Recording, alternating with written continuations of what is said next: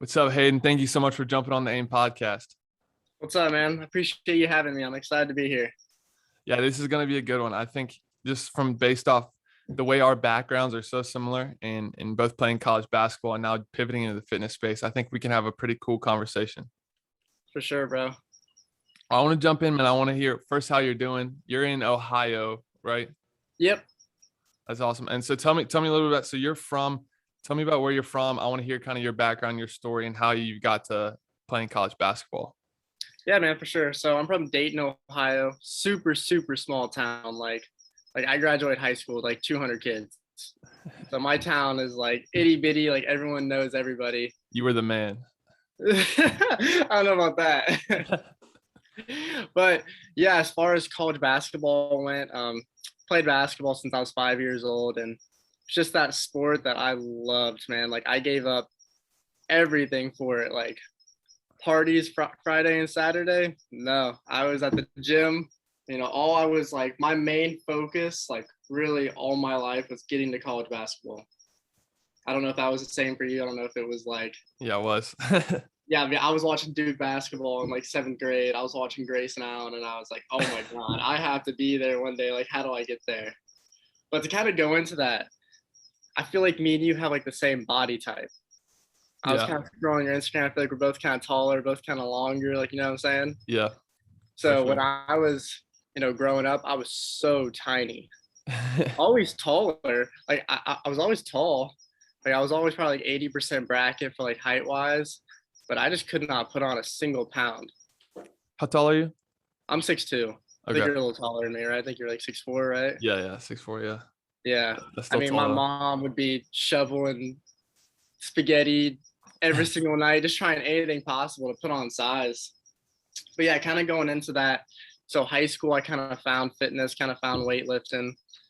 And this was my junior year in high school. So sophomore year on varsity, I was 125 pounds at Oh my, 6'1", jeez. like a little baby getting pushed around on the court. What position were you playing at the time? I was playing shooting guarding, Okay. shooting guard. I've always been kind of a shooting guard. Played a little Okay. bit of point guard in college, but I mean, I was just little. I mean, I don't know if you were the same during high school. Yeah, I was. I mean, I was skinny. I ran track my senior year, and at like 6'4", I was like 175. So not skin and bone, but definitely a lot smaller than I am now. Yeah, I was skin and bone. I was nothing but skin and bone out there. But one thing I noticed, especially like kind of diving into like fitness, like freshman and sophomore year, I lifted with the basketball team, lifted. I played football my freshman year, and for those 2 years, I hated it, and I didn't put on any muscle, like You nothing, you weren't like eating enough? nada. No, like I don't think it was that. I think it was like the mindset to where like when my coach or like when I was like forced to go in the weight room, I was like, oh, like I don't want to do this. Like, you know what I mean? So I think that mindset of like me not wanting to lift and me not wanting to like me not enjoying it in there, I feel like that goes hand to hand and like not improving. Like, you know what I mean? No, that you bring up a really cool point. I agree, and I think when you don't push yourself to a certain degree, like you're not gonna see the same results as if you went in there with a different mindset of like, I'm gonna attack this. I'm gonna literally give it everything I have. That's I think when you see the most results. Yeah, no, literally. Then it was my junior year that it was actually the start of my summer. Me and my two best friends, all three of us were like sticks. So we were like, our motivation was like 10 out of 10 to like get in the gym. Also, my high school girlfriend broke up with me. So that motivation was Oh, like a 12 out of 10 after that. you had one of those stories. Yeah. So like dude, me and my two friends, like workout, like we were late night workout guys, and I can't tell you how much like muscle and just strength I put on so quick because we were having so much fun, you know what I mean? Yeah. It was almost like we weren't even like working out. We were going in there and just like it was almost just like a playground in there for us. Yeah, no doubt. I mean, you're enjoying it. You're with your friends. You're having a good time, and then it's just like you're gonna grind anyways. That's awesome. Yeah, and my mindset was like, I've been lifting for 2 years. Like, why am I just now like putting on like size, putting on muscle? Like, I think it just goes back to that. Like, I loved it. You know what I mean? Like, I didn't want to go home. I wanted to stay in there and keep working out. Facts. No, it gets addicting for sure. Now this time period you're talking about right now, this is you're still in high school, right? Yeah. Okay. So talk about what's the transition period look like? You're going off to college. you get an opportunity to play? Like how did that work? How did that all come about? It was hard. I was, in the like going into my senior year, I committed to a school in Florida. And I think at the time I was like, oh my God, I'm going to Florida. Like, been in Ohio all my life. I'm about to be by the beach. Like, You're it's gonna probably be so pumped. much fun. Like, I'll tell you, like moving, 14 hours away and not knowing anybody besides like a couple of the basketball guys, like it was hard. Yeah. Like it was not easy. Like Yeah, no I doubt. remember just like my family leaving and I was like, what do I do now? Like thankfully I had my basketball team, so I wasn't like completely like I had those friends kind of like right away. Like I'm sure you were the same way. Yeah. Like going from like small town Dayton, Ohio, transitioning into Tampa, Florida, where there's just people everywhere, like just meeting new people all the time. Like those first 2 months, I struggled with it, and I No, feel like it almost took a turn like on my basketball game too.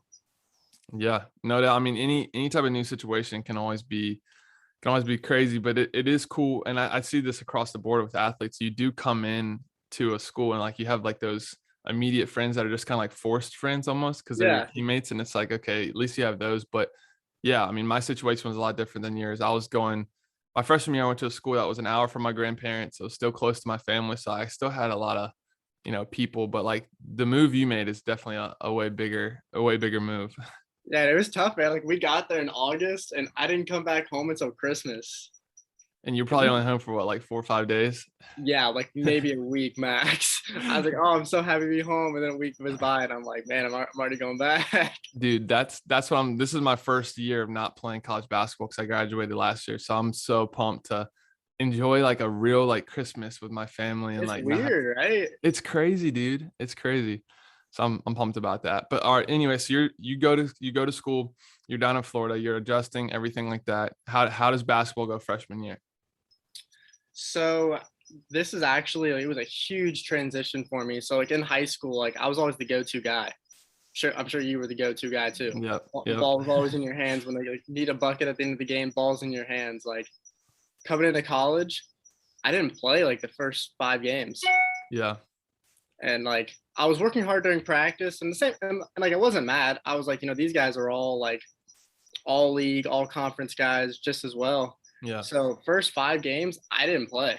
Like my mindset wasn't right. I was super, super homesick. So I feel like that kind of got to me. But I don't know. I kind of just like made a switch. I feel like I was down there for like 2 months. I was in my classes, you know, practice every single day was going good. So I feel like I got into like, I don't know, I started to like enjoy being there. So I started to perform better on the court. I started to just be happy there. Right. So then about halfway through the season, I actually started starting. So I went from literally being like 12th man out of 15 guys to like starting most of the games by like halfway through end of the year. So it was a weird year for me. I've never really been used to like sit the bench a little bit. Yeah. No, it can be an adjustment. I mean, especially when you're used to something and you've like spent your whole life being, kind of in the light, and then it's like you have to make this adjustment. You're already making so many adjustments off the court, and it's just like it's a whole process. But that's awesome that you were able to get back on the court and get in the starting position.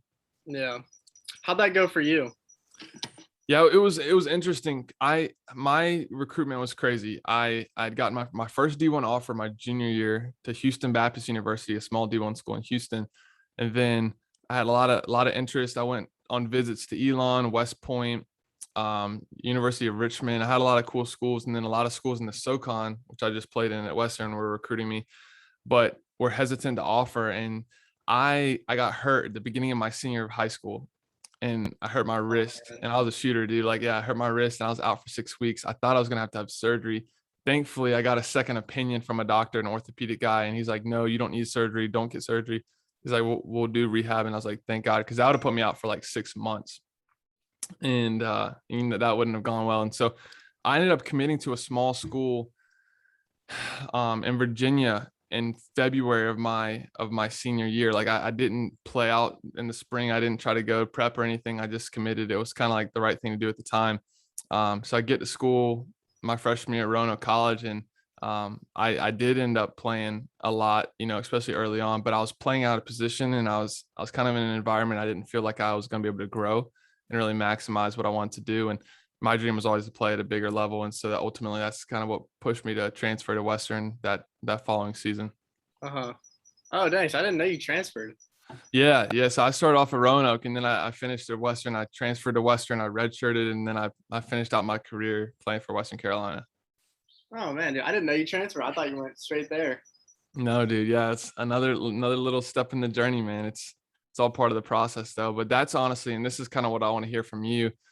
My real passion for fitness, health and fitness and weightlifting and strength and conditioning, all that stuff came that transfer year because I redshirted, I couldn't play, and I became super tight with my strength coach. And I mean, I was lifting with him every single day, and that's kind of what spurred on my passion for fitness. So I definitely want to hear kind of what happened with you and like how did you get into fitness? Because I know obviously you loved basketball, and I'm sure it was a hard switch, but like what pushed you to get like fully into fitness? Yeah, so I think it was kind of my senior year where this actually sounds kind of bad, but I was kind of at the point where I was like, man, I kind of like fitness. Like I'm kind of more into fitness than I am with basketball right now. Yeah. Like I was almost more excited to like get to the gym at night than to like go to practice, which was like a huge switch for me. Right. So I feel like, I didn't start posting on social media until I graduated high school. So my first like year and a half of working out, I was just strictly working out, like wasn't doing much with social media, just because like with basketball, with school, like you just don't really think about it. Right. And so I started posting on like Instagram, so I did like a little bit of YouTube stuff. My start of my freshman year, and then by the end of the freshman year, I was at like 20K followers, which in my eyes was like pretty cool. I was like, man, like this can actually like possibly go somewhere. Yeah.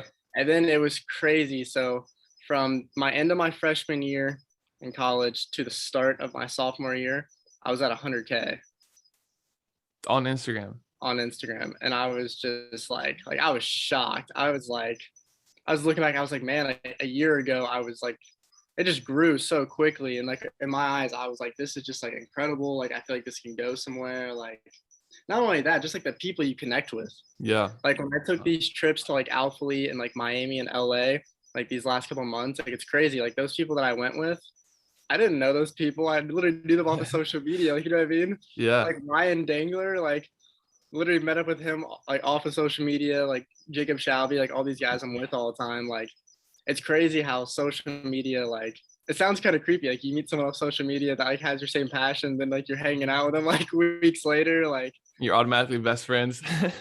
no, it's crazy. So like I feel like the social media is growing was cool and all, but I think just like the friendships that I made this past year and just the connections, like just incredible. Like I would have never thought, like you know what I mean? And think about Yeah. it, like this podcast right here. Yeah. I was about Like to say, yeah. on social media, like this wouldn't even be happening right now. It's crazy how it all works. So to get that growth from that 20K to 100K, was it mostly workout content or was there basketball mixed in? Like what was the posting look like? So it was actually I don't know why I did this, but I kind of kept basketball off of my page completely. And then when I started to get like sponsorship opportunities, this was before you could really take them. Yeah. So I feel like I was also at the point where like I wasn't taking any of the sponsorships yet because obviously I wanted to keep playing, college basketball, but I kind of Right. kept basketball separately because, I didn't want Alphalete or someone to hit me up and be like, oh, you play college basketball? Like I can't sponsor you, sorry. Right. So yeah, I feel like I'm kind of like upset with myself that I did that because like basketball is a huge part of like my journey. Like I still posted about it a little bit, but I kind of wish I would have like put it more into my social medias and just like being proud of it because that's a huge accomplishment just to play college basketball. To Yeah. play any college sport, like you got to be like that's a full-time job. No question. No, it definitely is. I think that's pretty cool that you did it that way though. But that makes sense. I mean, I got into a little bit of trouble during my career with NIL or with the Uh-huh. NCAA and stuff prior to NIL. So it's a whole mess. But yeah, man. I Yeah, you mean, definitely got to be careful with that stuff. you got to do. They're looking for everything. I mean, I don't know if I share this story publicly. I mean, I don't. It's good now. I'm not playing. It's not even a big deal. But I was doing at the time. I was helping out one of my trainers back home in Raleigh. He had just launched like an online fitness, or excuse me, an online fitness. That's what I'm doing now. He trained an online like skill development program for basketball, and I was just gonna help him sell it, help him market it, like work on that kind of stuff. And he put me on his website, and in the little bio under my name, it said I played basketball at Western. And that alone, I hadn't gotten paid. I hadn't done any sales.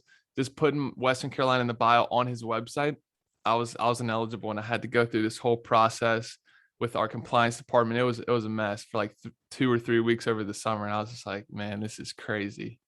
Wow. Yeah, that stuff's no joke. Like you definitely can't play with them. And now there's so many gray area. Like there's so much gray area now with the NIL. Like people are just doing whatever they want pretty much, which is, I mean, they should have the rights. In my opinion, they should have the rights to at least profit off their name, image, and likeness. And like if they want to do a sponsorship, if they want to start a business, like whatever. Like I'm not necessarily saying the school should pay the athlete, even though I wouldn't be opposed to that, but they should at least have the right to do business, because I feel like that's an infringement on your right. Yeah, no, for sure. You got some of these guys that have huge followings too that are playing D1, and it's like, think of like Zion Williams, like Zion at Duke. Like, imagine how much money he brought in. It's crazy. It's Like, crazy. you know what I mean? Yeah, And it's crazy. to not be able to make any money off your name, like that's crazy.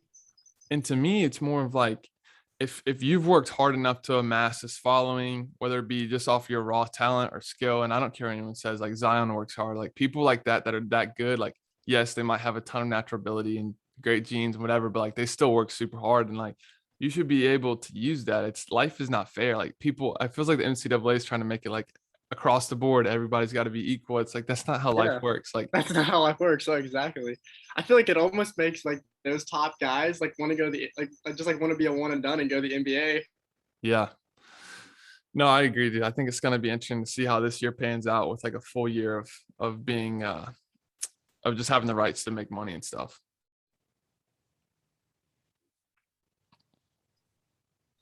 There we go. You're frozen for me for a second. Oh, no, you're good. But no, yeah, so you went to college to play basketball. You got really into the fitness. You saw your social media start growing like crazy. So talk about the full transition to getting into the fitness space, like going all in on it, and kind of like where you are now. Yeah, so this was a tough decision for me. So my family is all basketball, especially my dad. Did he play? He didn't play, but dude just loves basketball. Yeah. Like, dude's out here shooting hoops every single day, working on his game. So That's yeah, so awesome. my sophomore year, my Instagram just started to really just like take off, and Blue Start, hit me up, Raw Gear hit me up. So I started talking to some of these companies, and my coach was really cool. I had a really good relationship with my basketball coach. I kind of had the conversation with him, and he actually kind of agreed. He was like, I kind of agree. I think you finish out, this year. By this time, it was already January because, our season didn't start till January because all that COVID stuff. Mm-hmm.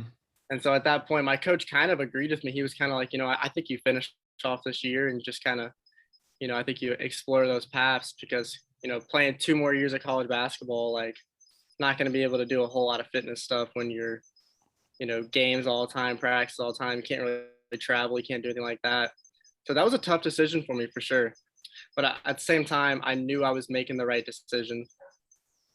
Yeah.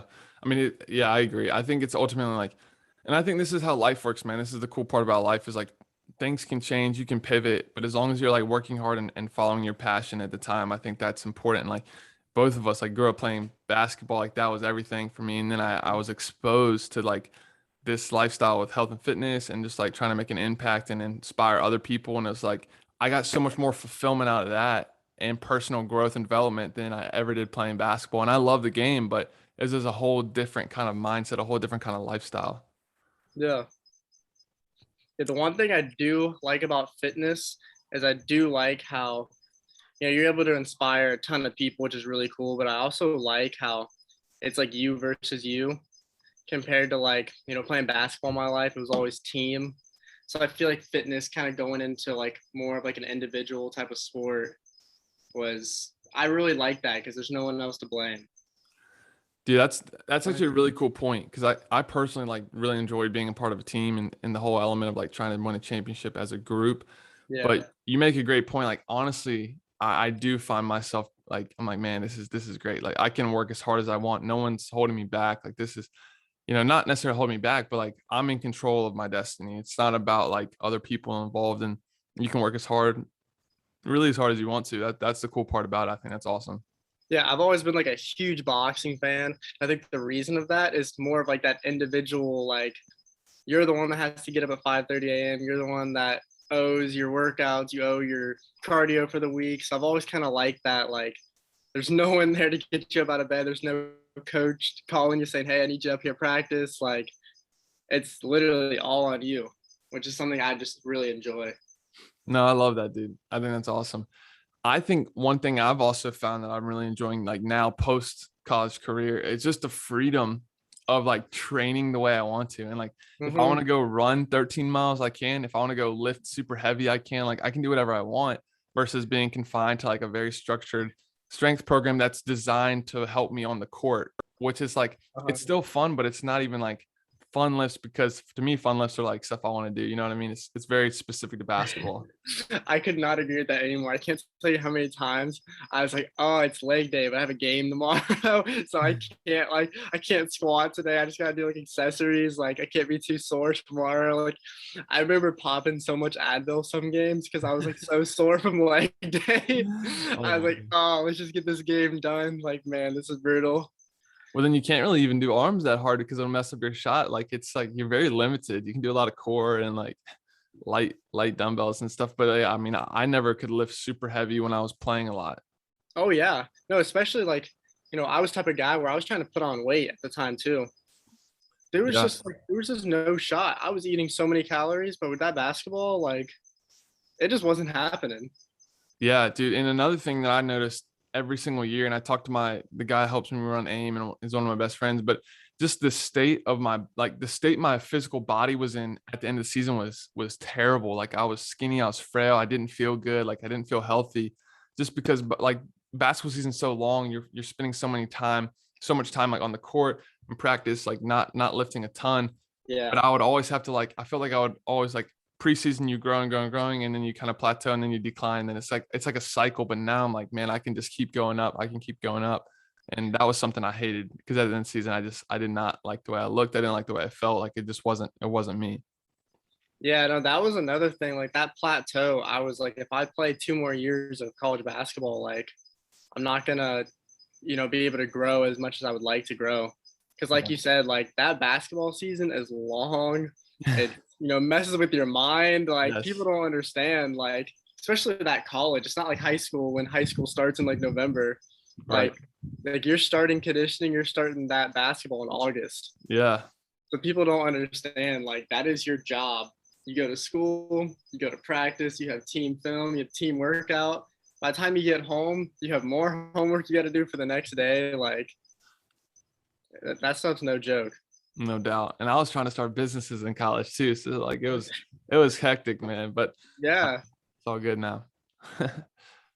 Yeah. What I do want to talk about like that mental, like going through a whole season. Like what was type of year like kind of like you said, how like you run every day, you run your 13 miles, which is insane. But how do you think, going through a long basketball season and running, say 13 miles, you feel like playing college basketball and just going through those long, drilling practices, drilling season kind of helped shape, your running and fitness stuff? Yeah, no, that's a really cool question. It's definitely something I wanted to touch on because I think the mindset somewhere we can have fun talking about. But like, dude, I like going into college, I was still so passionate about basketball. I loved it. So like it wasn't hard mentally for me because I wanted to do it. I wanted to be there. Like after practice, I was staying with our managers, getting shots up, or our video coordinator Erps. Like we were grinding, and so to me, like this time invested, it didn't really feel like time. It was just more of like I'm enjoying putting in the work.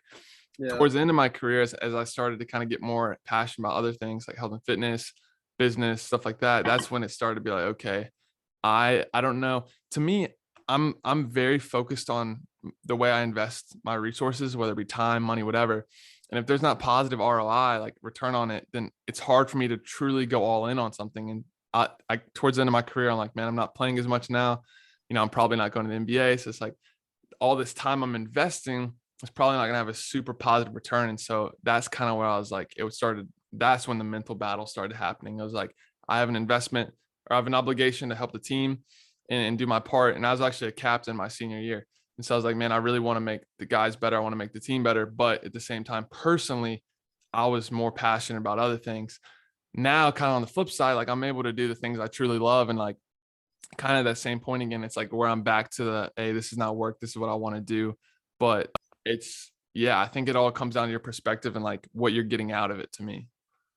Yeah, no, I completely agree with that. Just like that return, and playing college basketball, if you're not getting like kind of like you said, if you're not going to the NBA, you're like, man, I'm putting in all this time, like killing my body every single day. Like, why at that point? I've always struggled with, I don't know, this might just be a flaw of mine, but I've always struggled with like putting time into something where I'm not gonna get like something out of it.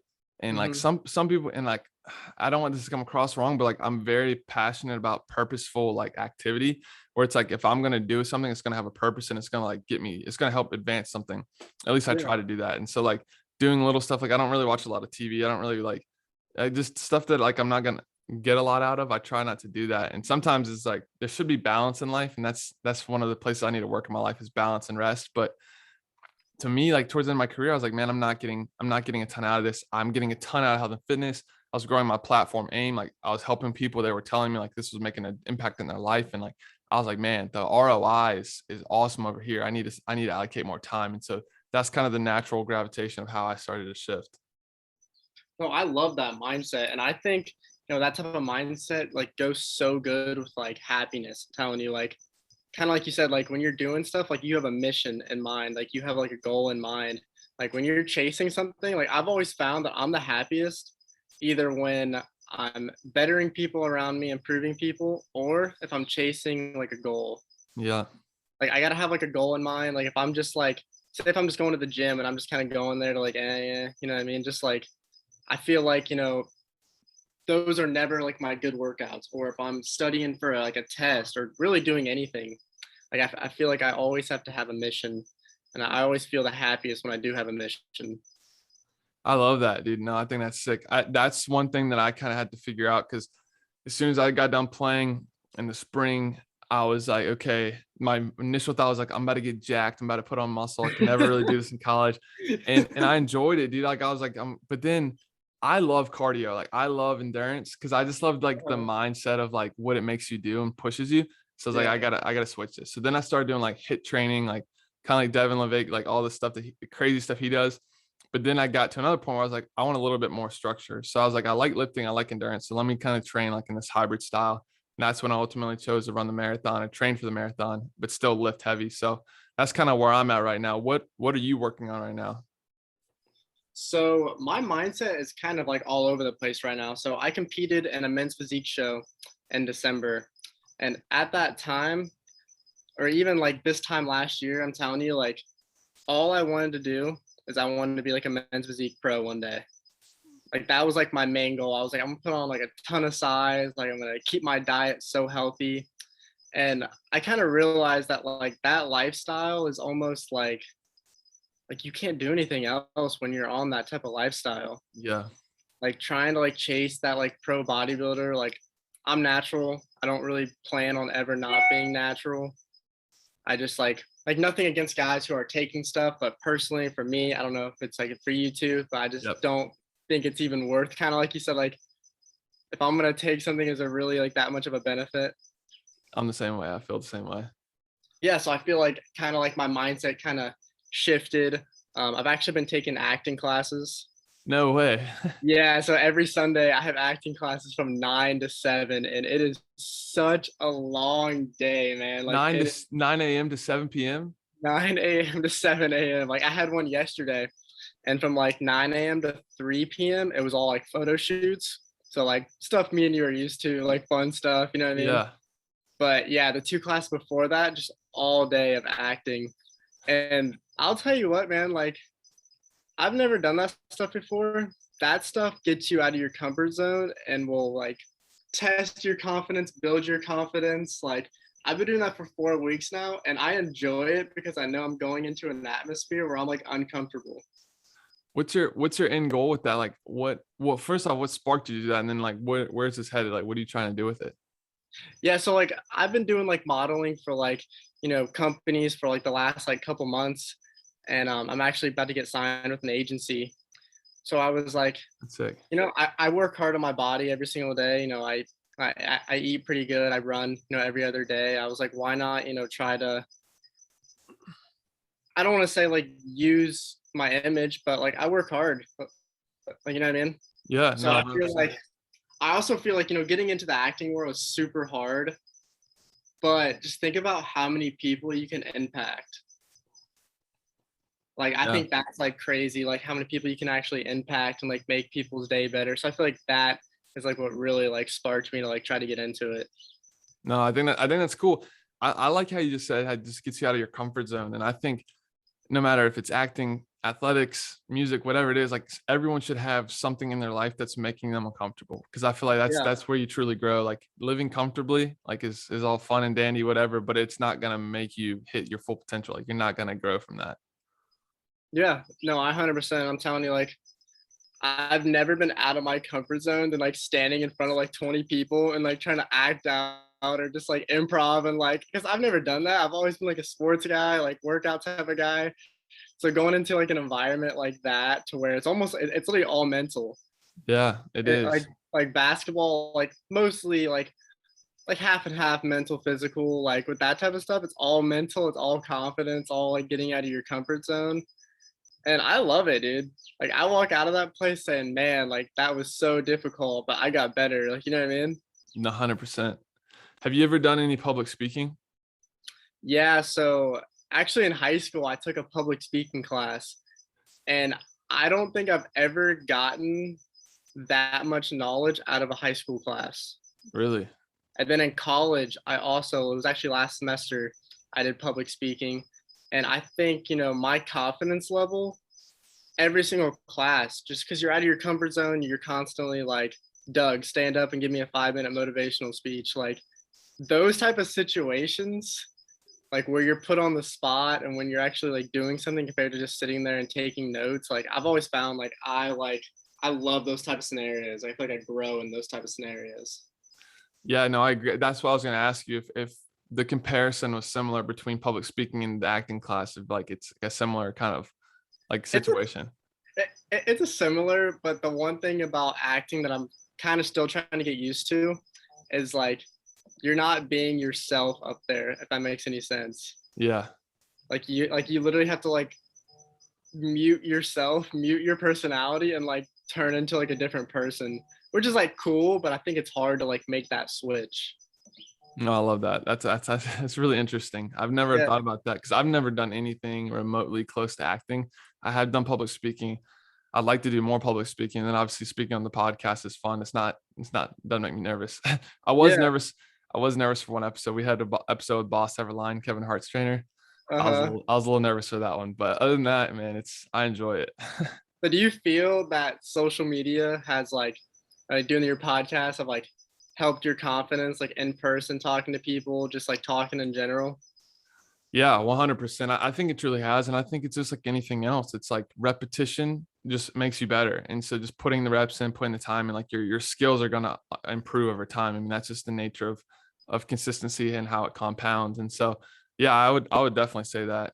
And I think that the fun thing I really enjoy about the podcast is the networking aspect, but also the knowledge aspect, just like picking other people's brains and hearing different perspective and really growing and just like or exposed to other people's like ways of thinking and the way they come from. So I think that's the best part about the podcast to me. Yeah.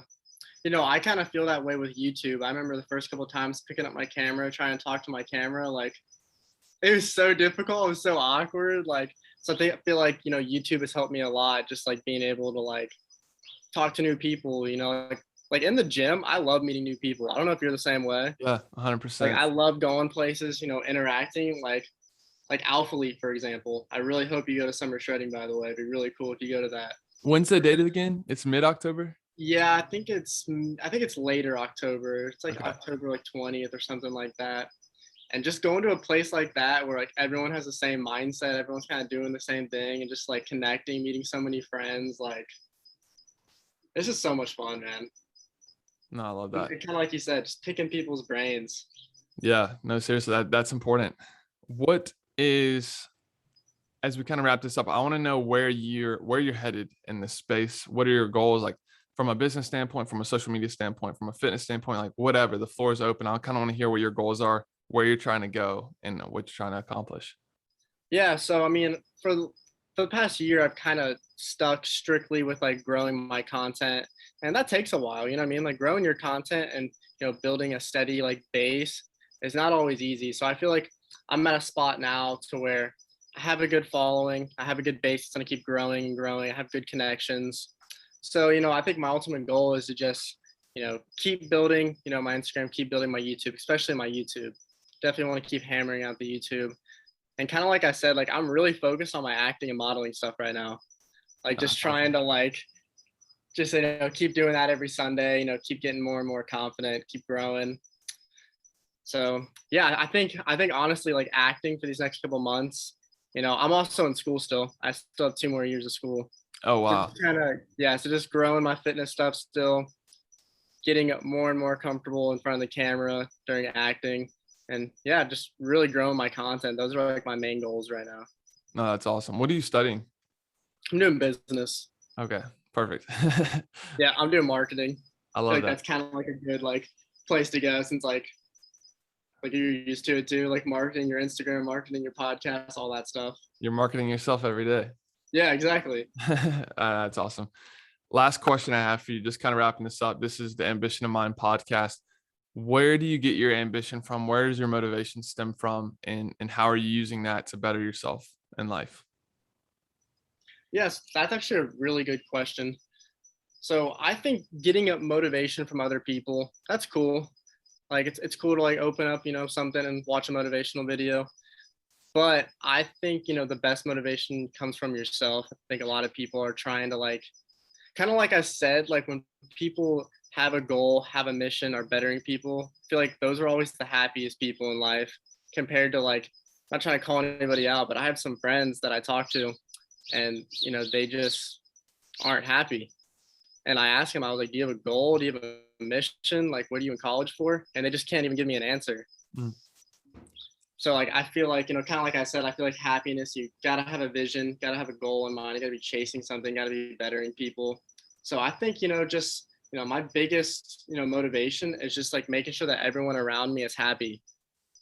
I think that's like my biggest thing. Like when I'm out running, when I'm out lifting weights, I'm thinking about my family. I'm thinking about people that I love. Like when I have 2 more miles left, not running 13 miles like you, but when I'm running like a decent amount, like, I'm never really thinking about myself, if that makes any sense. I feel like if you're doing something like strictly for yourself, then like there's going to come a point to where you're going to hit a wall and you're just not going to get through that wall. But when you're doing something for other people, you're doing something to, make sure your family has a better life one day. I feel like that's where like I work the hardest. No, dude, I love that. I think that's awesome. I mean, that's basically the foundation of what we tried to build with AIM is like you wake up every morning, have ambition, crush it, and then that lifestyle is going to make the people around you better because they're going to get the positive energy from you, and it's going to impact them more than you know. So I love that you said that. That's awesome, man. For sure, man. Well, Hayden, man, this has been dope. Thank you so much for jumping on the AIM podcast. I appreciate you having me, man. This has been awesome. We'll have to get a workout in soon for sure. For sure, bro. Summer shredding, I'm telling you. All right, Full bro. down fully. I love it. All right, man. Thank you.